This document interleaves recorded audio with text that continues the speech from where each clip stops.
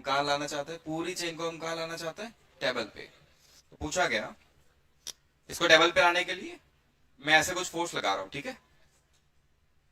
मुझे ऐसा फोर्स लगाना पड़ेगा। मान लो एक रस्सी यहाँ पे आपने बांधी हुई है और उस रस्सी से आप धीरे धीरे धीरे धीरे खींच रहे हो ऐसे, तो पूरी चेन धीरे धीरे धीरे धीरे टेबल पे आ जाएगी।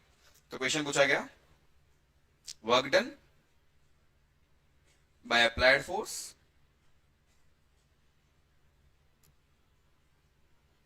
To pull the chain on table. अच्छा हाँ, यहाँ एक वर्ड भी यूज किया होगा, चेन स्लोली। कैसे, क्या यूज किया होगा, इसका मतलब हमें क्या समझना है, हम उतना ही फोर्स लगा रहे हैं जितना जरूरी है उसको बस ऊपर लाने के लिए, हम ज्यादा नहीं लगा रहे। अगर ज्यादा लगा देंगे तो एक्सेलरेटेड मोशन हो जाएगी, हम नहीं चाहते मोशन एक्सेलरेटेड हो।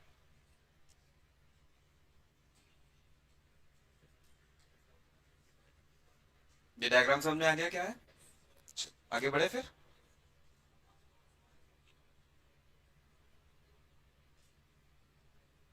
यही क्वेश्चन था, शीट में भी था, है ना।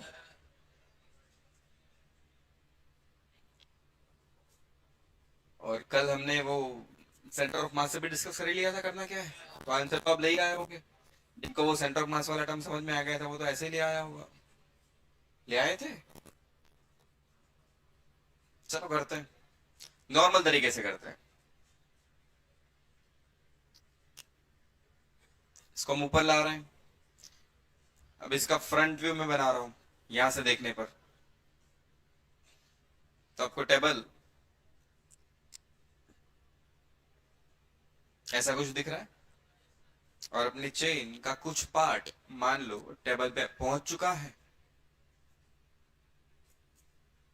और कुछ पोर्शन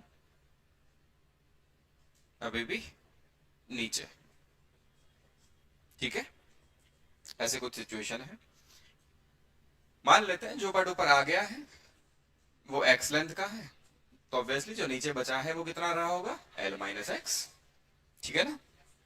अब मैं यहां पर फोर्स लगा रहा हूं और इसको थोड़ा और ऊपर ला रहा हूं। अब मैं सिचुएशन ले रहा हूं कि एफ फोर्स लगा के मैंने एफ फोर्स लगाया और चेन थोड़ी और ऊपर आ गई, इतनी dx। dx क्या है अपना, छोटू डिस्प्लेसमेंट, ठीक। dx क्या है, छोटू डिस्प्लेसमेंट। चेन ऑलरेडी कितनी ऊपर आ चुकी है, हमने क्या मान लिया, x। अभी मैंने फोर्स लगाया f और f फोर्स की इफेक्ट से थोड़ा सा डिस्प्लेसमेंट हुआ, कितना, dx। तो इतने छोटू से डिस्प्लेसमेंट के लिए मैं फोर्स लगा रहा हूं f। तो छोटे डिस्प्लेसमेंट dx के लिए वर्क क्या लिखोगे, f dx लिखोगे, नहीं लिखोगे। और ये अप्लाइड फोर्स की वैल्यू जो मैं फोर्स लगा रहा हूं इधर, वो किसके बराबर होनी चाहिए। तो जितना पार्ट इसका नीचे लग रहा है, यहां पर लटक रहा है, वही उसको नीचे ले जाना चाहता है। तो मुझे फोर्स लगा के बस इसको बैलेंस करना है, मुझे जस्ट उतना या तो उससे एक सा ज्यादा फोर्स लगाना है कि चेन ऊपर आ जाए, बस। यही तो वो पार्ट है जो उसको कहां ले जाना चाहता है, नीचे।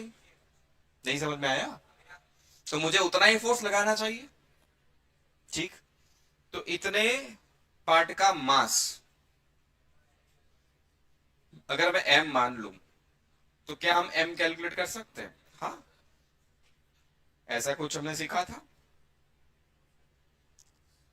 लीनियर मास डेंसिटी नाम का कुछ, क्या होता है, लेमडा। वो होता है total mass by total length, total mass bye. फिर क्या सीखा था, अगर तुम्हें लेमडा पता है तो किसी भी लेंथ का मास आप ला सकते हो। कैसे लाओगे, लेमडा इंटू वो लेंथ। तो ये जो मास हमने लिखा यहां पर m, वो क्या लिखा जाएगा, लेमडा इंटू वो लेंथ, ठीक है।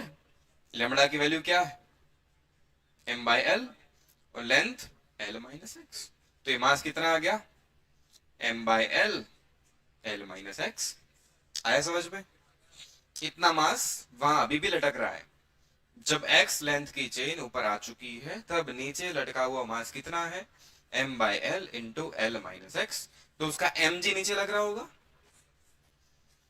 इधर जो फोर्स लगेगा वो क्या होगा, mg।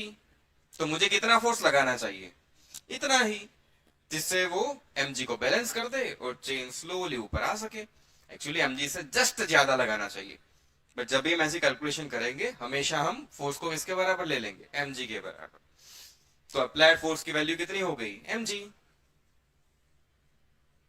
अप्लाइड फोर्स F की वैल्यू किसके बराबर लिख दोगे, mg के बराबर। m की वैल्यू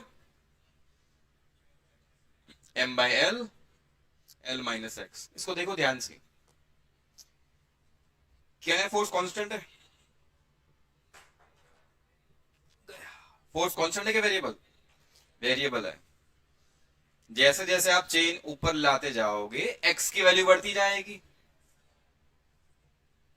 अरे एक्स इंक्रीज होगा नहीं होगा, एक्स चेंज होगा कि नहीं होगा, इंक्रीज भी छोड़ो, चलो एक्स चेंज होगा कि नहीं होगा, होगा। तो जैसे जैसे एक्स चेंज होता जाएगा क्या एफ चेंज होता जाएगा, क्योंकि एफ डिपेंड्स ऑन एक्स। होगा कि नहीं भाई, फोर्स एक्स पे डिपेंड कर रहा है नहीं कर रहा, कर रहा है। तो ये फोर्स कांस्टेंट हुआ कि वेरिएबल। तो बट हमने डिस्प्लेसमेंट यहां कितना लिया, बहुत ही छोटा, कितना, dx। पूरी चेन को लाने में जो फोर्स लगाने वाले हो वो कंटिन्यूअसली चेंज होता जाएगा, क्योंकि कंटिन्यूअसली एक्स की वैल्यू चेंज होती जाएगी, जैसे जैसे चेन ऊपर आती जाएगी एक्स बदलता जाएगा। बट छोटे से डिस्प्लेसमेंट dx के लिए तो हम फोर्स को क्या मान सकते हैं, कांस्टेंट। यही तो हमने वेरिएबल फोर्स में समझा था, dx इतना छोटा है कि फोर्स उतने से डिस्प्लेसमेंट के लिए लगभग चेंज नहीं हो रहा है। तो इतने छोटे डिस्प्लेसमेंट dx के लिए, छोटू डिस्प्लेसमेंट क्या है अपना, dx। इस dx के लिए जो फोर्स लग रहा है वो ये है। तो इस छोटे से डिस्प्लेसमेंट के लिए जो छोटू वर्क किया जाएगा dw, वो क्या होना चाहिए, f dx। And total work integration of छोटा वर्क। यही तो समझा था हमने कंसेप्चुअली, ये इक्वेशन आया था finally, integration F D X. F की वैल्यू प्लेस कर दो, एफ की value m by L, L minus x. G नहीं लिखा, यहां पर भी नहीं लिखा है, ठीक है, ओके। जितनी चीजें कांस्टेंट है उठा उठा के बाहर ले जाओ। क्या m कांस्टेंट है, यस। l सबको कहां ले लो, बाहर। तो टोटल वर्क m l तो बाहर आ गए, बचा क्या, g भी बाहर आ गया, बचा क्या, l minus x dx। Integration x के रिस्पेक्ट में हो सकता है, क्योंकि जो फंक्शन है वो भी x का ही है। तो लिमिट डाल देनी पड़ेगी अब x की। बोलो x की लिमिट कहां से कहां तक। जैसे ये सिचुएशन देखो, कितनी चेन ऊपर आ चुकी है, कितनी चेन ऊपर आ चुकी है, जीरो लेंथ की चेन। पहले टेबल ये रहा, पूरी चेन ऐसे लटक रही है, कितनी चेन ऊपर आ चुकी है, कुछ भी नहीं, मतलब x की वैल्यू जीरो मान लोगे। और लास्ट सिचुएशन क्या होनी चाहिए, पूरी चेन ऊपर। तो कितनी चेन ऊपर आ गई, x की वैल्यू लेंथ के बराबर। तो लिमिट कहां से कहां तक, जीरो से l। ऐसी चीजें हमें आगे फिजिक्स में बहुत बार करनी पड़ेगी, फिर आपको ये सब नया नहीं लगेगा। अभी इनिशियली थोड़ा नया लग रहा है कि क्या हो रहा है, बट फिर आदत पड़ जाएगी, टेंशन मत लो। अभी बस समझते रहो कि हम ऐसा क्यों कर रहे हैं, तो धीरे धीरे आपको भी आदत हो जाएगी। चलो, l का इंटीग्रेशन, l तो कांस्टेंट है, मतलब साथ में 1 है, 1 का इंटीग्रेशन क्या होगा बच्चा, x। x का integration x square by 2। Integration हो गया, लिमिट डालनी है मुझे जीरो से लेके l तक, mg बाई एल। x को लिख दो l, अपर लिमिट प्लेस कर दो, तो ये हो जाएगा l स्क्वायर, माइनस x को लिख दो l, upper limit, minus lower limit, x की जगह जीरो, फिर वापस लोअर लिमिट, x की जगह zero, mg by L into L square by 2। एक l कट गया, क्या बचा, mg l बाई 2। ये कल जो हमने डिस्कस करा था उस लॉजिक से तो आप ये डायरेक्ट बता सकते थे। कल मैंने बताया था ना, कुछ चीजें बहुत आसान हो जाती है। देखो कितना लंबा जाना पड़ा यहाँ पर, बट कल कुछ बातें हमने डिस्कस करी थी वो शीट डिस्कस करते वक्त। वो 60 सेंटीमीटर का मिड पॉइंट 30 लिया था, वही काम यहां पर कर लो, एल लेंथ का मिड पॉइंट L/2 ले लो, आंसर सीधा दिख रहा है देखो।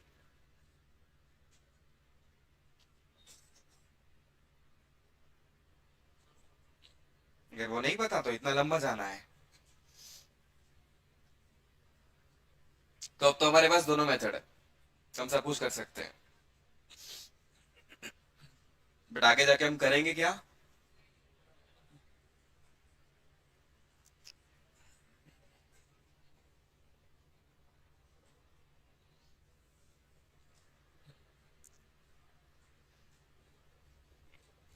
हटा दूं?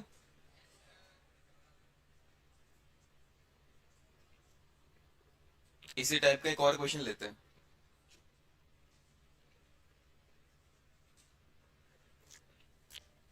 डायग्राम तो हटा सकता हूं, इसी टाइप का एक और क्वेश्चन लेते चलो।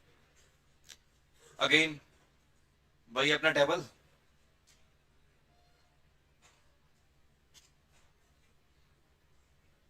बट ये टेबल अब खतरनाक टेबल है। नहीं, टेबल का इतना पार्ट फ्रिक्शन के साथ है और इतना पार्ट स्मूथ है, और चेन ऐसे पड़ी थी।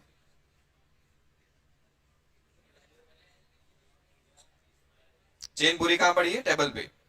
हाफ पार्ट टेबल का कैसा बना दिया हमने? विद फ्रिक्शन, मतलब रफ। इतना पोर्शन कैसा है टेबल का?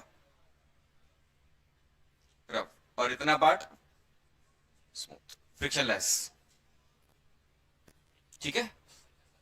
चेन का मास m, चेन की length l, work done by applied force. मैं इधर फोर्स लगा रहा हूं और मैं चाहता हूं कि पूरी चेन स्मूथ पार्ट पे आ जाए। पूरी चेन कहां आ जाए? स्मूथ पार्ट पे। तो क्या फ्रिक्शन उसको ऑपोज कर रहा होगा? हाँ। तो मुझे फोर्स लगाना पड़ेगा चलाने के लिए, ठीक है, लगाना पड़ेगा। कितना लगाना चाहिए? जितना फ्रिक्शन है। तो अगेन वही question, work done by applied force to pull the chain on smooth part of the table. Again कैसे लाना है इसको? स्लोली लाना है। क्वेश्चन समझ में आया? इनिशियली चेन है वो कहां पड़ी है? रफ पार्ट पे। यहां से स्मूथ पोर्शन स्टार्ट होने वाला है। अब मैं यहां फोर्स लगा रहा हूं और धीरे धीरे चेन स्मूथ पोर्शन में आ रही है। तो क्योंकि ये पार्ट रफ है इसलिए वहां फ्रिक्शन लगेगा। हम चेन को चलाना चाहते हैं, मतलब रिलेटिव मोशन होने वाली है, वहां फ्रिक्शन होगा। फ्रिक्शन किस डायरेक्शन में लगेगा? चेन पे, पीछे। तो मुझे चेन को चलाने के लिए कितना फोर्स लगाना चाहिए? फ्रिक्शन के बराबर। तब चेन स्लोली चलेगी। स्लोली चलने का मतलब आप क्या समझो? एस्लेटेड मोशन नहीं करवानी, मतलब उतना ही फोर्स लगा दो जितना फ्रिक्शन लग रहा है।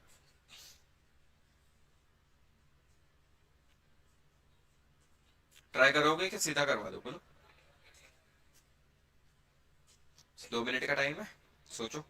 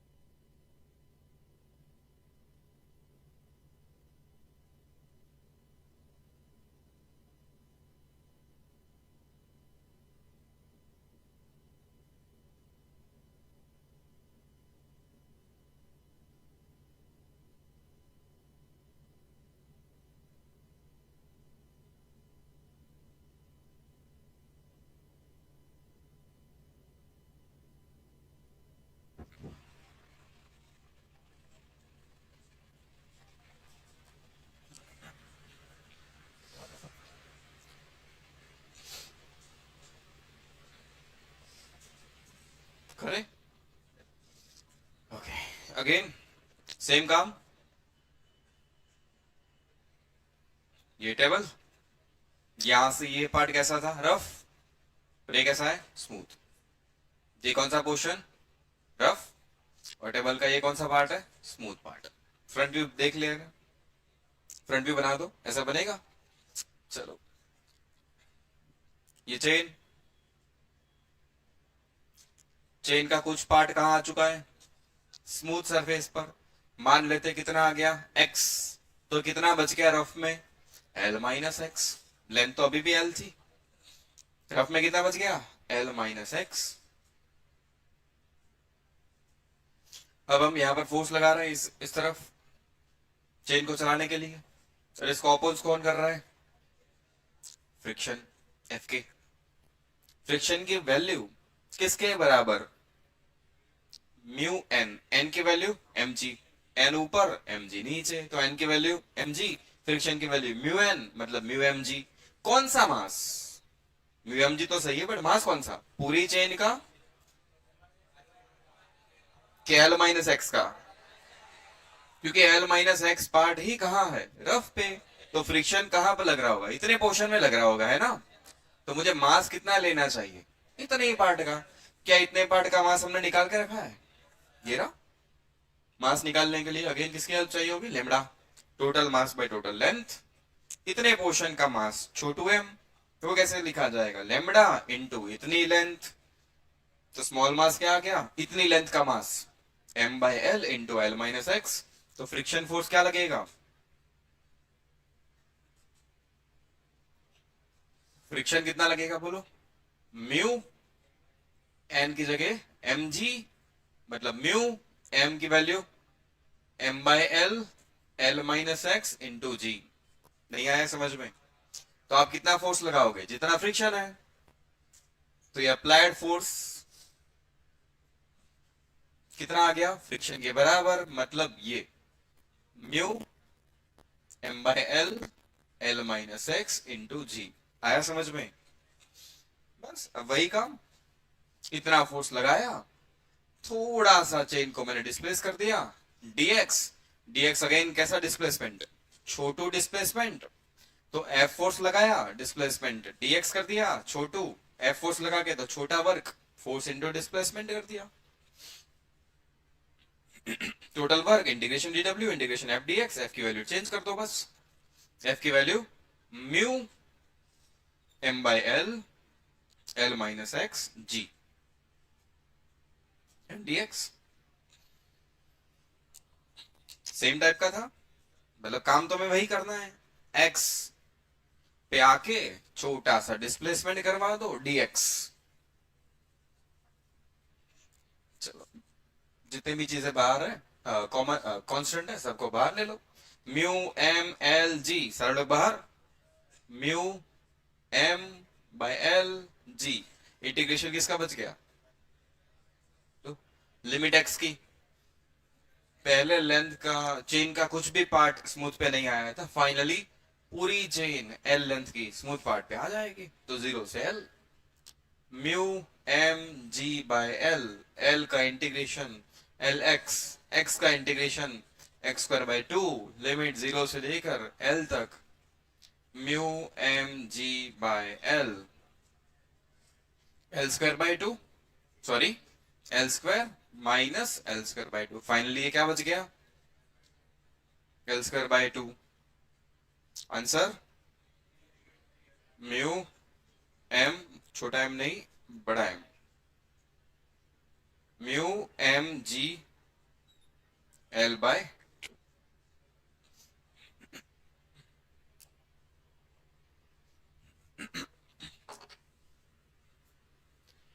सेम प्रोसेस हमने दोनों में करी। एक्स लेंथ पहले ले आए, फिर छोटा डिस्प्लेसमेंट करवा दिया dx, छोटा वर्क आ गया f dx, फिर उसको इंटीग्रेट करके फाइनल वर्क।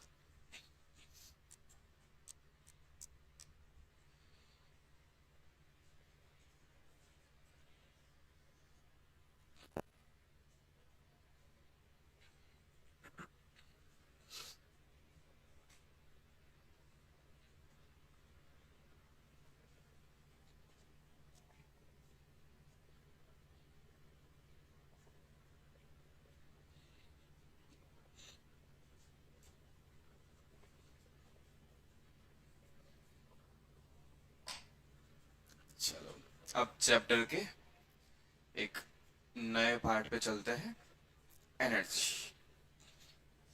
नाम आपने पहले भी सुना हुआ है, आपके लिए ये वर्ड कोई नया वर्ड नहीं है, बेसिक बेसिक चीजें मैं अभी पूछ रहा हूँ।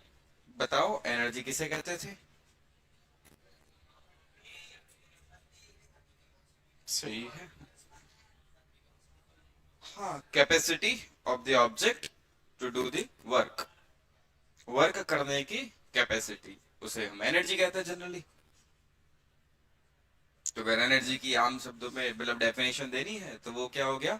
Capacity of the object to do the work, object की वर्क करने की कैपेसिटी को ही क्या कहा जाता है? एनर्जी कहा जाता है। अब एनर्जी के कुछ नाम भी आप लोगों को पता है, बताओ जल्दी दो चार नाम। काइनेटिक एनर्जी, पोटेंशियल एनर्जी, फिर ठीक है, फिर बहुत सारे टाइप की एनर्जी का, साउंड के फॉर्म में एनर्जी होती है कि इलेक्ट्रोमैग्नेटिक वेव के पास भी एनर्जी होती है, इलेक्ट्रिक एनर्जी होती है, हाँ होती है, लाइट, उन सब चीजों पे भी हम आगे डिस्कस करने वाले हैं, वो 12th में आएगा। हीट के फॉर्म में भी होती, हीट एनर्जी होती है ना। 10th में आप कुछ और एनर्जी पे भी वो करंट इलेक्ट्रिसिटी वाला एक चैप्टर करा होगा, उसमें भी आपने कुछ बातें करी होगी एनर्जी की। ठीक है चलो, बट अभी तो हम मैकेनिक्स पढ़ रहे हैं, अभी हम क्या पढ़ रहे हैं? मैकेनिक्स। तो हमारे लिए अभी मैकेनिक्स में फिलहाल हम सिर्फ दो ही एनर्जी तक अपने आप को लिमिट कर देंगे कि उससे आगे हमें नहीं जाना है। मैकेनिक्स में ये कहा जाता है कि एनर्जी सिर्फ दो टाइप की है। अभी अभी अभी मैं नहीं कह रहा हूं सिर्फ दो टाइप की है। इन मैकेनिक्स हम जनरली कितनी एनर्जी पे काम करने वाले? लगभग दो। वो कौन? एक काइनेटिक एनर्जी एंड दूसरी पोटेंशियल एनर्जी। काइनेटिक एनर्जी को जनरली के सिंबल से, और इसके लिए सिंबल यूज होने वाला है यू, और हम कहेंगे इन दोनों का सम मतलब टोटल एनर्जी, उसे कहेंगे हम टोटल मैकेनिकल एनर्जी। क्या कहेंगे? Total mechanical energy. इसके लिए जनरली ई यूज किया जाता है। तो टोटल एनर्जी दो पार्ट में डिवाइडेड है, एक काइनेटिक एनर्जी के लिख दो, और दूसरा पार्ट पोटेंशियल एनर्जी, क्या लिख दो? यू। मतलब हम ये कहेंगे टोटल एनर्जी इज के प्लस यू। टोटल एनर्जी या तो टोटल मैकेनिकल एनर्जी इज के प्लस यू। एनर्जी के अलग अलग टाइप हो सकते हैं, बट इन मैकेनिक्स हम सिर्फ दो एनर्जीज पर बातें करने वाले हैं, और हम ये कहेंगे कि ऑब्जेक्ट के पास जो भी टोटल एनर्जी है वो सिर्फ दो फॉर्म में हो सकती है, या तो काइनेटिक एनर्जी के फॉर्म में या तो पोटेंशियल के फॉर्म में। सिर्फ काइनेटिक भी हो सकती है, सिर्फ पोटेंशियल भी हो सकती है, दोनों का कॉम्बिनेशन भी हो सकता है। ठीक है, सिर्फ काइनेटिक भी हो सकती है, सिर्फ पोटेंशियल भी हो सकती है, दोनों का कॉम्बिनेशन भी हो सकता है। हम इन लोगों पर बहुत डिस्कस करने वाले हैं धीरे धीरे।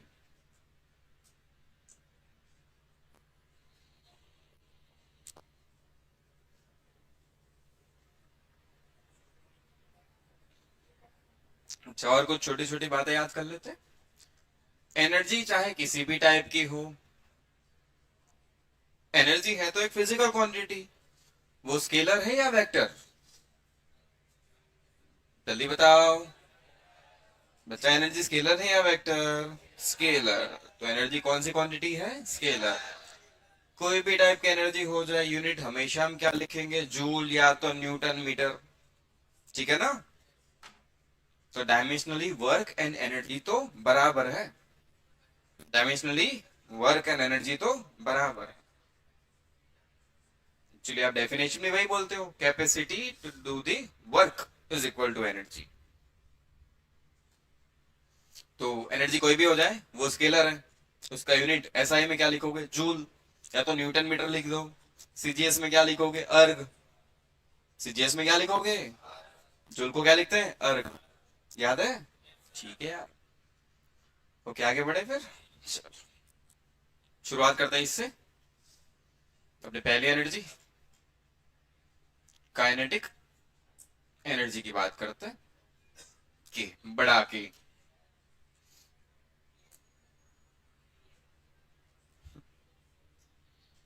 टोटल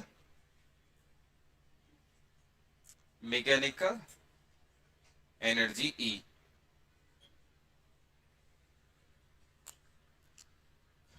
काइनेटिक एनर्जी की बात करते हैं, ठीक। अच्छा, कोई भी एनर्जी, एनर्जी का हमने जनरल डेफिनेशन क्या दे दी एनर्जी की? Capacity to do the work. तो काइनेटिक एनर्जी का मतलब होता है again capacity to do the work. But ये कैपेसिटी कहां से आई? मोशन के कारण। कहां से आई? Capacity to do the work due to its motion. अगर मोशन के कारण किसी ऑब्जेक्ट के पास वर्क करने की कैपेसिटी है तो उस एनर्जी को हम क्या कहेंगे? काइनेटिक एनर्जी कहेंगे। फिर से, ऑब्जेक्ट के पास वर्क करने की कैपेसिटी है बट उसका रीजन क्या है? उसकी मोशन। तो उस एनर्जी को हम क्या कहेंगे? Kinetic energy.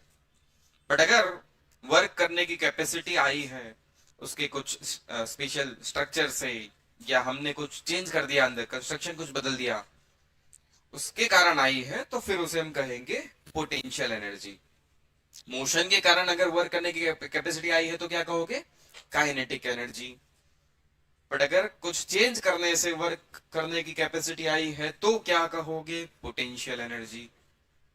वर्क करने की कैपेसिटी है मतलब एनर्जी तो है, बट अगर वो वर्क करने की कैपेसिटी आई है मोशन के कारण तो क्या कह दो? काइनेटिक।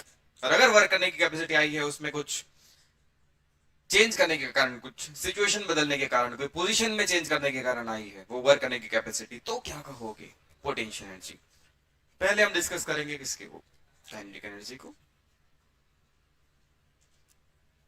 अच्छा, मोशन के कारण ऑब्जेक्ट के पास वर्क करने की कैपेसिटी होती है।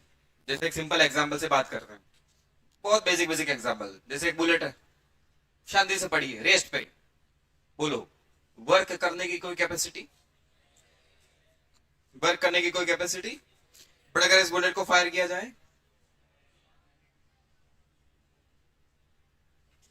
इस बुलेट को अगर फायर किया जाए, ये एम मास की बुलेट वी स्पीड से चल रही है, भयानक स्पीड है वी, तो क्या अब इसके पास वर्क करने की कोई कैपेसिटी है? अगर ये किसी वुडन ब्लॉक में, वुडन ब्लॉक पे टारगेट करी जाए, वो ब्लॉक को फेंक भी सकती है, और अगर ब्लॉक को हमने फिक्स कर दिया तो वो ब्लॉक में पेनिट्रेट हो जाएगी अंदर, है ना। तो अब तो इसके पास वर्क करने की कैपेसिटी आई है। क्यों आई? क्योंकि ये मोशन में। तो मोशन के कारण जब ऑब्जेक्ट के पास वर्क करने की कैपेसिटी आ जाती है तो हम कहते हैं उसे काइनेटिक एनर्जी। सिंपल शब्दों में काइनेटिक एनर्जी का इक्वेशन भी आपको पता था। ये एम मास का ब्लॉक मान लेते हैं कोई वी स्पीड से चल रहा है, एम मास का ब्लॉक वी स्पीड से चल रहा है, तो इसकी काइनेटिक एनर्जी क्या लिखोगे? Half M B square. ये परम सत्य, इसे हमें याद रखना है, और ये तो आपको पता भी था। काइनेटिक एनर्जी क्या लिखोगे? Half M V square. अच्छा, इस ब्लॉक के पास वर्क करने की कैपेसिटी है, वो कैसे पता चला सर? एक सिंपल एग्जांपल देखो, आप खुद कहोगे कि हाँ कैपेसिटी तो थी ब्लॉक के पास वर्क करने की। ये एम मास का ब्लॉक वी स्पीड से आ रहा था, है ना। सामने एक मैंने और सेटअप बनाया, जैसे स्प्रिंग रखी और स्प्रिंग का ये वाला एंड वॉल से कनेक्टेड। ये ब्लॉक आया आया आया, स्मूथ सरफेस थी, ये ब्लॉक आया आया आया आया आया, जैसे ही यहां ये टकराएगा, क्या स्प्रिंग को कंप्रेस करना चाहेगा? स्प्रिंग कंप्रेस होगी कि नहीं होगी? अच्छा, होगी। जैसे स्प्रिंग कंप्रेस हुई इसकी स्पीड कम होती जाएगी, होगी कि नहीं भाई? स्प्रिंग कहां फोर्स लगाना स्टार्ट कर देगी? बाहर। तो स्प्रिंग के फोर्स के कारण ब्लॉक की स्पीड धीरे धीरे कम हो जाएगी, कहीं जाके ब्लॉक की स्पीड जीरो भी हो जाएगी। उस सिचुएशन की बात करते हैं, जब ब्लॉक की स्पीड जीरो हो गई तो हमने देखा कि स्प्रिंग एक्स डिस्टेंस से कंप्रेस हो चुकी है। ये नेचुरल लेंथ थी, अब ये नेचुरल लेंथ नहीं है। तो स्प्रिंग का डिस्प्लेसमेंट हुआ कि नहीं हुआ? स्प्रिंग का कह दो या तो इस प्लेट का कह दो, ये प्लेट डिस्प्लेस हुई कि नहीं हुई? हुई है भाई। तो प्लेट पे फोर्स लगा है, प्लेट का डिस्प्लेसमेंट हुआ है, मतलब वर्क हुआ कि नहीं हुआ? वो वर्क क्यों हुआ? ब्लॉक आके टकराया। तो ब्लॉक के पास कुछ ऐसा था जिसके कारण वर्क हुआ। तो वो जो कुछ था वो क्या था? काइनेटिक एनर्जी, जिसके कारण ब्लॉक के पास वर्क करने की कैपेसिटी थी। जैसे ही वो किसी ऑब्जेक्ट पे पहुंचा, उस ऑब्जेक्ट को उसने डिस्प्लेस करवाया, इस प्लेट को उसने डिस्प्लेस करवाया, डिस्प्लेसमेंट देखा हमने, फोर्स भी लगा था, डिस्प्लेसमेंट भी हुआ, मतलब वर्क हुआ। अब ये ब्लॉक वर्क कर सकता था, वो कैपेसिटी थी ब्लॉक के पास वर्क करने की। मतलब ब्लॉक के पास क्या थी? काइनेटिक एनर्जी थी। कितनी थी? 1/2 mv²। कितनी थी? 1/2 mv²। ठीक है ना? ओके।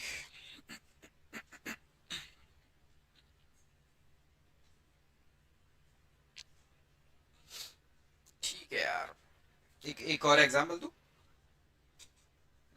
जैसे एक ब्लॉक है, m मास का ब्लॉक, किसी हाइट पे मैंने रखा है। बेसिक बेसिक बातें हो रही हैं, सारी चीजें ऑलरेडी आपको पता है, थोड़ा सा डिस्कस कर रहे हैं। ये वही है अपना, क्या कहते हैं उसे? हाँ, स्पंज। ठीक है, ये उसका ब्लॉक बनाया हमने। जैसे ये ब्लॉक नीचे आया, टी, क्या इसकी स्पीड बढ़ी होगी? स्पीड इंक्रीज हुई होगी। स्पीड इंक्रीज हुई मतलब इसकी काइनेटिक एनर्जी इंक्रीज हुई होगी। अब ये एनर्जी इसके पास है, वो मुझे कैसे पता चला? जैसे ये यहाँ पहुंचा, इसने इसको कंप्रेस करा, और फाइनली ये कुछ ऐसा दिख रहा है। ऐसा पहले था, अब मुझे ऐसा दिख रहा है। ब्लॉक यहाँ दिख रहा है। ठीक है ना? ऐसा कुछ होगा कि नहीं? जैसे ये ब्लॉक यहां आया, ब्लॉक ने इस पॉइंट पर एक्ट किया, मतलब यहां उसने फोर्स लगाया, और ये पॉइंट यहां से इतना नीचे पहुंच गया, फोर्स लगा, डिस्प्लेसमेंट हुआ, मतलब वर्क तो हुआ है।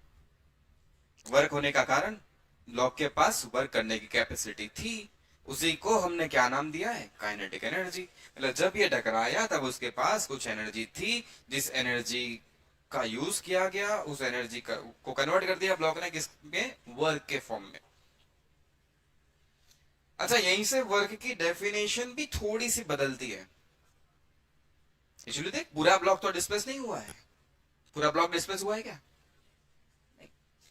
तो एक्चुअली जो अभी तक हम वर्क काउंट करते आए थे ना, उसकी डेफिनेशन थोड़ी सी मॉडिफाई हुई है यहाँ पर। एक्चुअली डिस्प्लेसमेंट ऑब्जेक्ट का नहीं होता, डिस्प्लेसमेंट होता है उस पॉइंट का जिस पॉइंट पे फोर्स एक्ट कर रहा है। जब भी हम लिखते हैं ना फोर्स इनटू डिस्प्लेसमेंट, वो डिस्प्लेसमेंट किसका होता है? डिस्प्लेसमेंट ऑफ द पॉइंट जिस पॉइंट पर फोर्स एक्ट कर रहा है। ये रियल डेफिनेशन है वर्क की। बट ठीक है, हमारे लिए जो अभी तक हम वर्क की डेफिनेशन यूज कर रहे थे उसमें कोई फर्क नहीं पड़ने वाला, क्योंकि पूरा ऑब्जेक्ट चल रहा है एक साथ। बट अगर ऐसी कुछ कंडीशन हो तो ऑब्जेक्ट की डेफिनेशन जरा सी मॉडिफाई हो जाती है। हम डिस्प्लेसमेंट किसका देखेंगे? उस पॉइंट का देखेंगे जिस पॉइंट पर फोर्स एक्ट कर रहा था। ठीक है, तो यहां से आप वर्क की डेफिनेशन को भी जरा सी मॉडिफाई कर सकते हो। आगे बढ़े। ये बस हमने समझा कि ठीक है, मोशन के कारण भी कुछ एनर्जी ब्लॉक के पास होती है, जिसके कारण वो कुछ वर्क कर सकता है, उसको हम कहते हैं काइनेटिक एनर्जी। एक और चीज पता है कि आपको? मोमेंटम। जैसे यही ब्लॉक है अपना, m मास का ब्लॉक, v स्पीड, तो बोलो इसका मोमेंटम क्या होगा? मोमेंटम को p लिखते हैं, मोमेंटम क्या होगा? mv। मोमेंटम क्या होगा? ये इसका मोमेंटम। काइनेटिक एनर्जी क्या लिखी हमने? 1/2 mv²। काइनेटिक एनर्जी इसी ब्लॉक की क्या लिखी है? 1/2 mv²। अच्छा, इसमें कुछ काम करते देखो, मास से ऊपर नीचे मल्टीप्लाई कर लो, तो ऊपर क्या बन गया? m²v² डिवाइडेड बाय क्या आ गया? मास। ऊपर नीचे mm, तो ये m²v² क्या p² लिखा जा सकता है? m²v² क्या लिखा जा सकता है? p²। सो काइनेटिक एनर्जी क्या हो गई बच्चा? p²/2m। ये इक्वेशन आपने यूज भी कर लिया होगा केमिस्ट्री में, है ना? अभी तक तो यूज कर भी लिया होगा। केमिस्ट्री में नहीं क्या यूज? क्या बात है यार। यहां से हम चाहे तो मोमेंटम p को लिख सकते हैं 2mk का रूट लिख सकते हो। मोमेंटम रूट में 2mk, के क्या है यहां पर? Kinetic energy. प्लीज ध्यान रहे, के क्या है? Kinetic energy.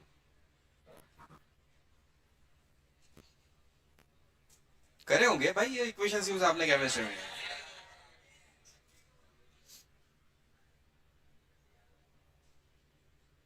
पढ़ लिया ना आप लोगों ने केमिस्ट्री में, डी ब्रोगली वेवलेंथ।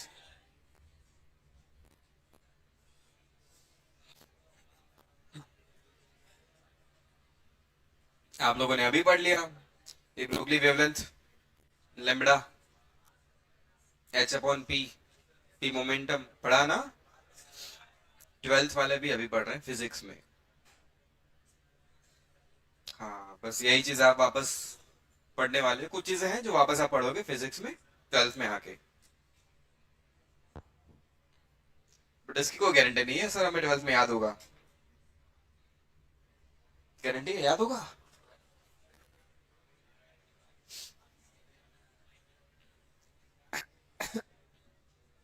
चलो इस इक्वेशन के बेस भाई छोटे मोटे एक दो सवाल करवाता हूं।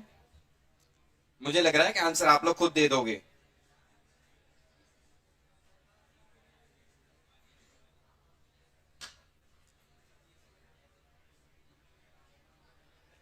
अगर मैं कहूं एक ब्लॉक था, मास m था, परसेंटेज चेंज इन स्पीड है 2%, तो बताओ percentage change in kinetic energy क्या होगा? एक और क्वेश्चन, एक ब्लॉक जिसका मोमेंटम था p, कहा गया परसेंटेज चेंज इन मोमेंटम 1%, तो बताओ percentage change in kinetic energy क्या होगा? मुझे लग रहा है ये आंसर आप डायरेक्ट दे पाओगे। अभी तक तो आ भी गया आंसर।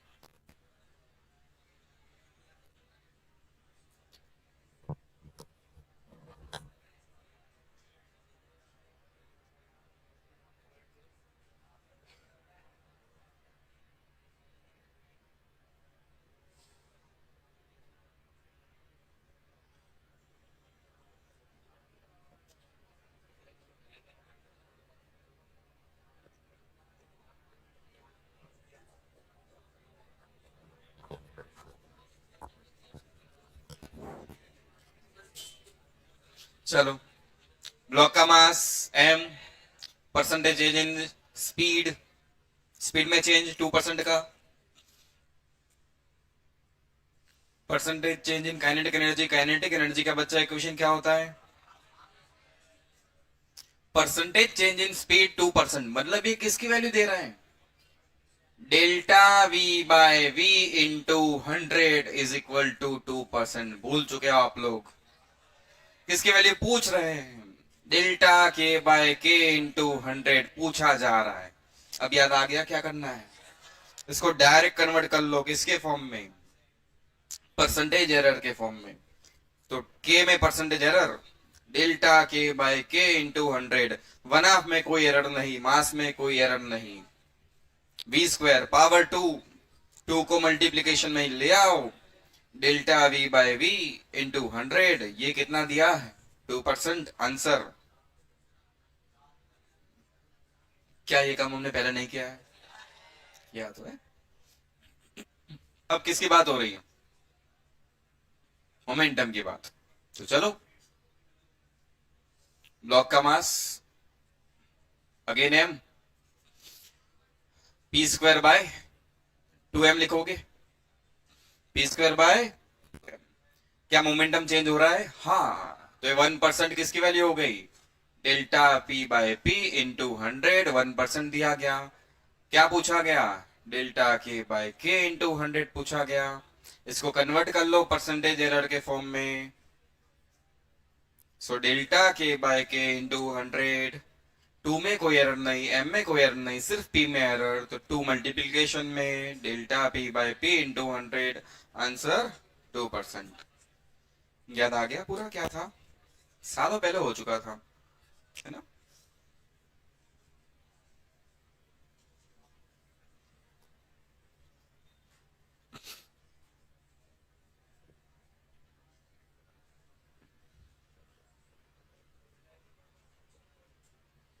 चल थोड़े आगे बढ़ते हैं।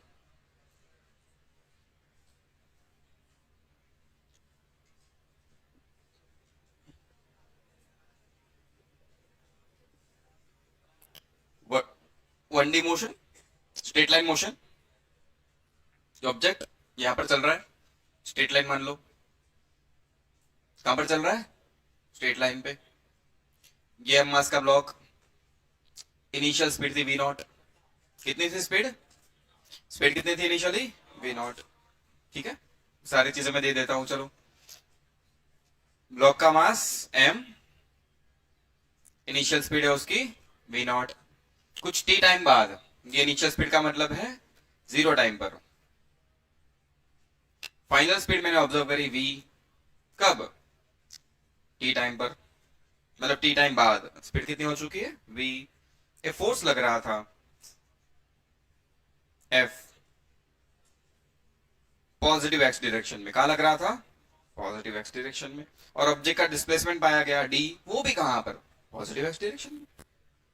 एंड मैं आपको ये कह रहा हूं कि ये फोर्स कांस्टेंट फोर्स है। कैसा फोर्स?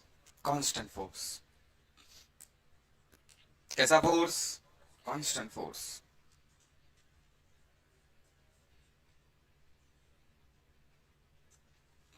कांस्टेंट फोर्स लग रहा था, ऑब्जेक्ट डिस्टेंस से डिस्प्लेस हुआ है, इनिशियल वेलोसिटी v थी, इनिशियल स्पीड v नॉट थी, फाइनल स्पीड t टाइम बाद हो गई है v। कितनी हो चुकी है? v। कितना डिस्प्लेस हुआ ऑब्जेक्ट? d डिस्टेंस से डिस्प्लेस हुआ है। कितना डिस्प्लेस हुआ है? d। तो क्या हम वर्क कैलकुलेट कर सकते हैं? यस सर, कर सकते हैं। वर्क क्या लिखा जाएगा? अच्छा, फोर्स मैंने कांस्टेंट दिया है क्या वेरिएबल? फोर्स किस डायरेक्शन में? डिस्प्लेसमेंट भी कहां दिया? तो दोनों एक ही डायरेक्शन में। कांस्टेंट फोर्स के लिए डायरेक्ट आप क्या करोगे? F vector dot D vector, dot हटाओगे, लिखोगे F D cos theta.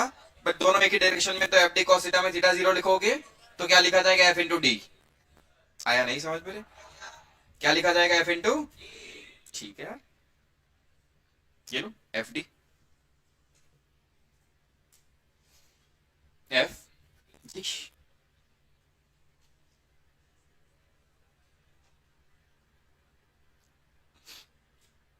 F को क्या लिख सकते हो? M A. एफ को, एफ को एंड ए को, मतलब फिर वो दिखेगा आपको A into D, M A D, ऐसा कुछ दिखेगा। अरे एफ क्यों लिख रहा है? M A D, acceleration into D. अब फोर्स कांस्टेंट तो एसोलेशन भी कांस्टेंट होगा कि नहीं होगा? फोर्स अगर कांस्टेंट है तो एसोलेशन भी कांस्टेंट। फोर्स अगर कांस्टेंट है तो एसोलेशन भी कांस्टेंट। तो क्या यहां पर अपने कांस्टेंट एसोलेटेड मोशन के इक्वेशंस वर्क करेंगे? कांस्टेंट एसोलेटेड मोशन का वो इक्वेशन बताओ जिसमें एडी साथ साथ आ रहा है। V square minus v naught square is equal to a d. है कि नहीं? ठीक है, तो यहां पर ये इक्वेशन वर्क करेगा। V square minus v naught square is equal to 2ad। तो वो लेडी को क्या लिखा जाएगा? V square minus v naught square by 2। Equation 1, ये इक्वेशन 2। 2 की वैल्यू में अगेन कहां प्लेस कर दूं? 1 में। 2 की वैल्यू में वापस उठा के कहां डाल रहा हूं? 1 में। तो बोल, वर्क का इक्वेशन वापस अपडेट होके क्या बन गया? m। एडी को क्या लिख दो? V square minus v naught square by 2। सही है? तो ये क्या दिख रहा है? देख, 1/2 m B square minus 1/2 m we naught square. दिखा कि नहीं दिखा? अच्छा, इनिशियल स्पीड अगर वी नॉट थी तो इनिशियल काइनेटिक एनर्जी के नॉट क्या लिखी जाएगी? 1/2 एम वी नॉट स्क्वायर। कुछ टाइम बाद ऑब्जेक्ट की स्पीड अगर v हो चुकी है तो टी टाइम बाद फाइनल काइनेटिक एनर्जी के क्या लिखी जाएगी, 1/2 mv²। तो ये 1/2 mv² क्या है, फाइनल काइनेटिक एनर्जी, मतलब ये तो के है। 1/2 mv02 क्या है, के नॉट। तो के माइनस के नॉट क्या होगा, change in kinetic energy delta के, किसके बराबर, वर्क के बराबर। इसे कहा जाता है वर्क एनर्जी थ्योरम। क्या है ये, वर्क एनर्जी थ्योरम। अगर मैंने यहां पर, अरे रुको रुको, अगर मैंने यहां पर ऐसा नहीं दिया होता पॉजिटिव एक्स पॉजिटिव एक्स, सिर्फ मैंने ये लिखा होता कि कांस्टेंट फोर्स है, क्या लिखा होता, वेक्टर फॉर्म। इसको बस मैं मॉडिफाई कर रहा हूं, displacement D vector, force constant तो है F vector, displacement D vector, तो वर्क का इक्वेशन क्या लिखते आप, तो डॉट रखना पड़ता। तो वर्क का इक्वेशन क्या लिखते आप, वो तो स्पेशल केस ले लिया था हमने। तो यहां पर क्या मॉडिफाई होता, एम ए डॉट डी होता क्या नहीं होता, ए डॉट डी। अभी भी फोर्स तो कांस्टेंट है, फोर्स तो अभी भी, अच्छा फोर्स कांस्टेंट है तो एक्सलेशन भी कांस्टेंट, एक्सलेशन कांस्टेंट तो क्या अपना ये इक्वेशन अभी भी काम करेगा, करेगा भाई। तो v² minus v02 is equal to a d. But अगर हम वेक्टर फॉर्म में खेल रहे हैं तो मुझे लिखना चाहिए ए वेक्टर डॉट डी वेक्टर, याद है, मोशन इन अ प्लेन में हमने ये लिखा था। अब ये मत कह देना कि सर यहां पर वेक्टर और यहां पर स्केलर, ये पॉसिबल नहीं है, ये डॉट प्रोडक्ट है, डॉट प्रोडक्ट का आंसर, तो दोनों साइड एक्चुअल में स्केलर ही है, हम स्केलर से ही खेल रहे हैं। बट अगर वेक्टर होता तो मैं वेक्टर रखता, मुझे कोई दिक्कत नहीं है वेक्टर के साथ। नहीं आया समझ में, पहले सिंपल रखा था, अब इसको थोड़ा मॉडिफाई कर दिया, तो क्या ए वेक्टर डॉट डी वेक्टर बनेगा v² माइनस v02/2, वही वापस। तो अगर वेक्टर्स होते तो भी मुझे कोई प्रॉब्लम नहीं है, नहीं समझ में आया। पहले तो सिंपल रखा था हमने, दोनों को पॉजिटिव एक्स में मान लिया था, इसलिए एंगल 0 बन गया था, cos 0 1 हो गया था, वेक्टर की जरूरत नहीं थी, हट गया था वेक्टर। अब मैंने इसको थोड़ा सा मॉडिफाई कर दिया, फोर्स तो कांस्टेंट रखा है, बट अब मैं ये नहीं कह रहा हूं डायरेक्शन सेम है, कुछ भी हो सकती है रैंडम, तो वेक्टर को एज इट इज रहने दो, तो भी कोई फर्क नहीं पड़ रहा, फाइनल आंसर सही में। नहीं समझ में आया, आया ओके। ये क्या है, वर्क एनर्जी थ्योरम। थ्योरम का स्टेटमेंट चाहो तो लिख दो, work done by all the forces is equal to change in kinetic energy. Work done by all the forces या तो work done by net force is equal to change in kinetic energy.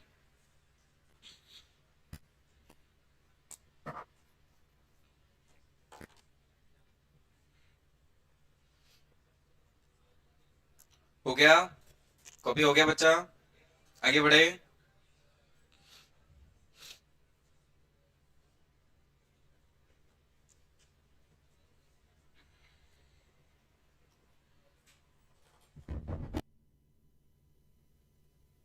It meant work done by all the forces applied on the object is equal to change in kinetic energy।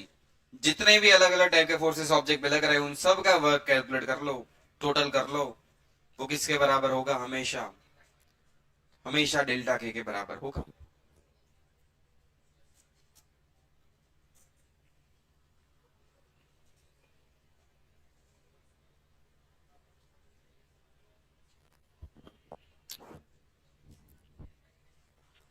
यहां तक साथ साथ हो गए, चल बसे साथ साथ हो, चलो चल बसे।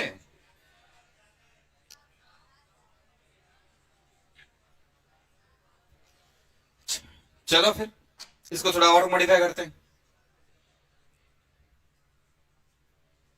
ये वर्क एनर्जी थ्योरम एक्चुअली बहुत अच्छी चीज है, अभी 2-3 क्वेश्चन करेंगे आपको खुद समझ में आ जाएगा कि यार ये तो बहुत अच्छी चीज है यार। इसको थोड़ा और मॉडिफाई करते हैं, अगेन मान लो ऑब्जेक्ट चल रहा है कहां पर, पॉजिटिव एक्स डायरेक्शन में। कहां चल रहा है ऑब्जेक्ट, कहां चल रहा है, पॉजिटिव एक्स डायरेक्शन में। फोर्स एफ वेक्टर, फोर्स, पर मैंने कहा force is a function of x, force is a function of, तो ये कांस्टेंट फोर्स हुआ कि वेरिएबल, ये कांस्टेंट हुआ कि वेरिएबल, ये फोर्स वेरिएबल हुआ। अब ये फोर्स कांस्टेंट लग तो रहा है पॉजिटिव एक्स में, बट वो एक्स का फंक्शन है, बट अभी एक्स के साथ फोर्स की वैल्यू चेंज हो रही है। ऐसे इक्वेशन निकल ली है। जैसे मैं तुम्हें कह दूं force F is equal to k x, तो वेरिएबल हुआ कि कांस्टेंट, वेरिएबल। अभी हमने फोर्स कैसा रखा था, कांस्टेंट, अब मैं कैसा ले रहा हूं, वेरिएबल। अब कैसा फोर्स लिया हमने, वेरिएबल फोर्स। डायरेक्शन भाई पॉजिटिव एक्स। अगर फोर्स वेरिएबल हो गया है तो वर्क कैलकुलेट करने के लिए क्या करोगे, डायरेक्ट एफ डॉट डी के इंटीग्रेशन की हेल्प चाहिए होगी। तो इंटीग्रेशन करोगे F vector dot D are vector, F dot F vector को आप पूरा लिखोगे एफ एक्स आई के plus F i J plus F Z के, बट वाई जेड कंपोनेंट तो है ही नहीं, फोर्स सिर्फ कहां लग रहा है अभी भी एक्स में। डी आर को भी आप लिखोगे डी एक्स आई के प्लस डी वाई जे के प्लस डी जेड के, डॉट करोगे सिर्फ एक्स वाले बचेंगे, बाकी आई जे के वाले हट जाएंगे, तो सीधा लिख दू आया समझ में। पूरा करके भी यही पहुंचने वाले थे, बहुत क्वेश्चन कर लिए हमने वर्क के। फोर्स एम ए, अब मैं ए को हटा रहा हूं, ए को लिख सकते क्या V DV by D X, भूल तो नहीं गए, ए को लिख सकते हो V DV by D X, A को लिख सकते हो V DV by D X, D X गायब, एम तो कांस्टेंट है, बाहर उठा लो, बच गया वी डीवी। देखा कुछ, यहां तक पहुंचेगा नहीं। अच्छा अगेन यहां पर भी मान लो इनिशियल स्पीड थी V naught, final speed object की वी, उसका मास एम, तो बताओ initial kinetic energy, initial kinetic energy के naught half M we naught square, सही है। फाइनल काइनेटिक एनर्जी बोलो बच्चा, के हाफ एम वी स्क्वायर, सही है क्या, सही है। ये इंटीग्रेशन किसके साथ हो रहा है, v के साथ, तो लिमिट किसकी प्लेस करोगे, v की इनिशियल लिमिट क्या है v नॉट, v की फाइनल लिमिट क्या है v, तो चलो वर्क का आंसर m, v का integrate v square by 2, limit initial v not final v, बोलो m, v को रिप्लेस करो अपर लिमिट से, v को रिप्लेस करो लोअर लिमिट से, ओहो क्या आगे इनसे आंसर दिख रहा है।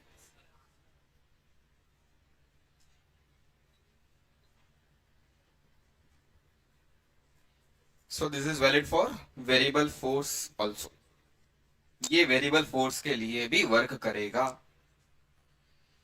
थोड़ा सा मॉडिफाई करा, पहले तो हमने कांस्टेंट रखा था, कांस्टेंट में भी मैंने पहले आपको बिल्कुल ही हल्का दिया था, फिर हमने वेक्टर फॉर्म में भी काम कर लिया, फिर हम आए यहाँ पर कि अगर फोर्स वेरिएबल है तो भी कुछ फर्क नहीं पड़ रहा, तो भी सेम आंसर आ रहा है। पहुंचे यहां तक कि नहीं पहुंचे, पहुंच गए। अभी आगे बढ़ते हैं।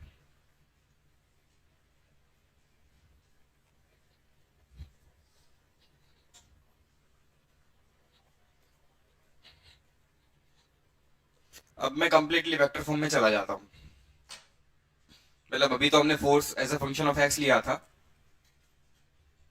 अब ले लो फोर्स सिर्फ एक्स का फंक्शन नहीं, F x I cap, F i j cap, कुछ भी रैंडम है, डिस्प्लेसमेंट छोटू डिस्प्लेसमेंट जो आप लिख रहे हैं वो भी लिख दो ऐसे, डी एक्स आई cap, D Y J cap, D Z K cap, initial speed थी मान लो वी नॉट, तो काइनेटिक एनर्जी के नॉट क्या लिखोगे, 1/2 एम वी नॉट स्क्वायर, लिखोगे कि नहीं, लिखोगे नहीं लिखोगे बेटा, लिखोगे नहीं लिखोगे, वी नॉट भी आप वेक्टर फॉर्म में लिख सकते हो, लो पूरा वेक्टर में ही खेल लो, तो उसके भी तीन कंपोनेंट,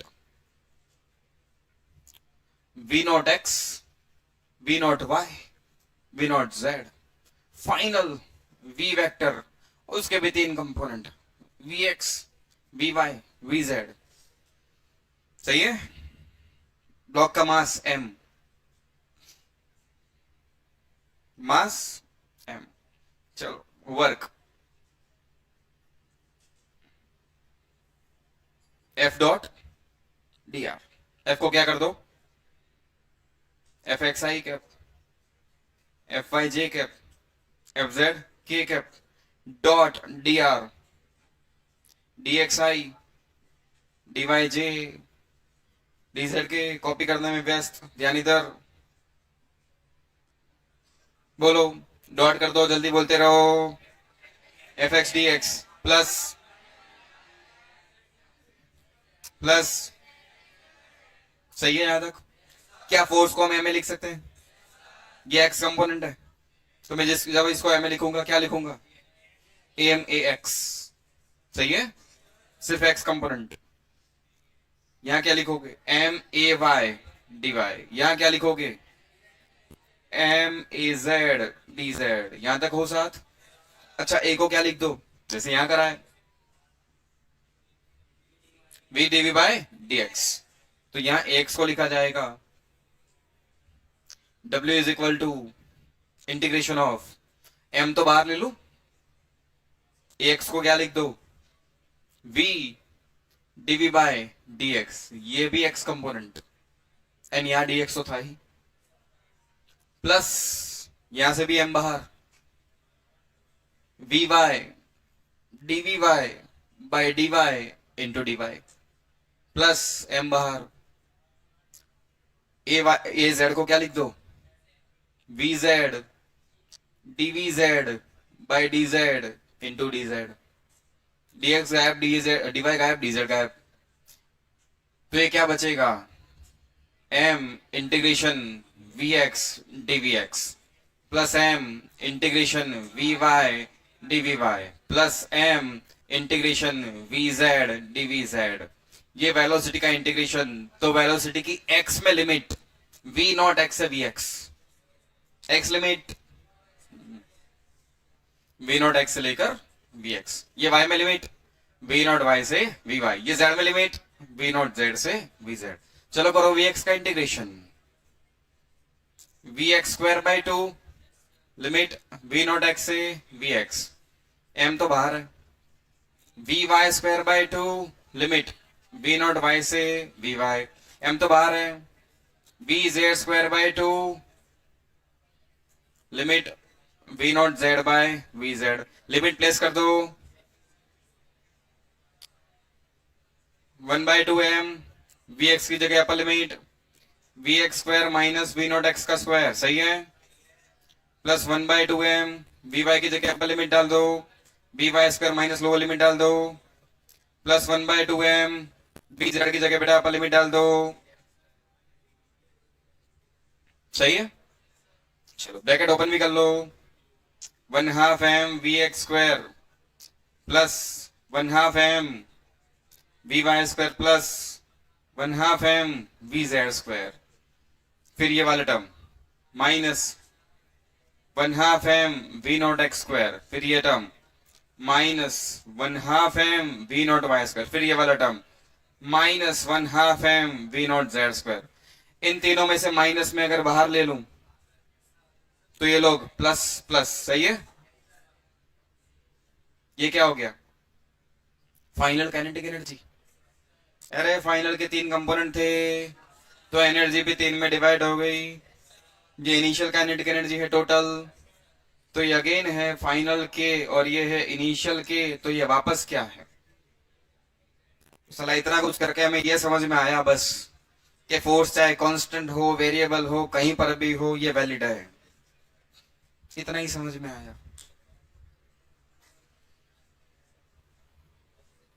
इतना कुछ जमेला करके धीरे धीरे मॉडिफाई होते होते होते होते मैं एंड तक पहुंच गए। कुछ भी हो सकता है, कोई भी कहीं भी हो सकता है, तो भी ये वैलिड है।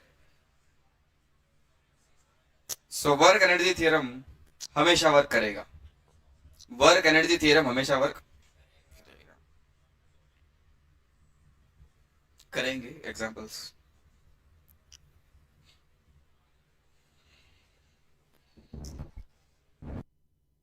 इसलिए लिखा जाता है यहाँ पर वर्क डन